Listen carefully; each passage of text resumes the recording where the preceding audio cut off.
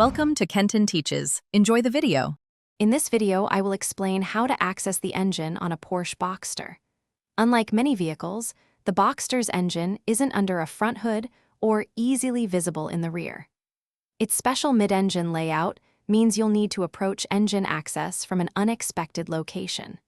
We'll go through the straightforward process to help you find what you're looking for, ensuring you can perform basic checks with confidence. The main way to access your Boxster's engine for routine checks is through the rear trunk. Open the trunk and you'll see a carpeted panel on the floor. This panel is secured, often with a few fasteners, and once removed, it reveals the top portion of the engine.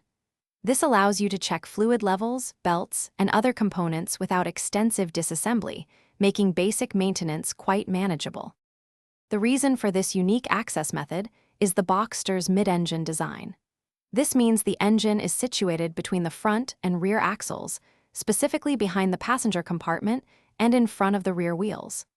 This strategic placement significantly improves the car's balance and handling characteristics, offering a truly dynamic driving experience. It's a key aspect of the Boxster's engineering philosophy. Understanding this access method is crucial for Boxster owners.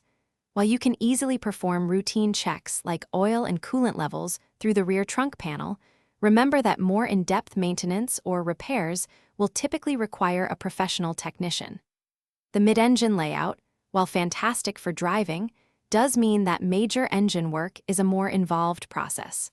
Always refer to your vehicle's manual for detailed instructions. Thanks for watching. Please subscribe if this video was helpful.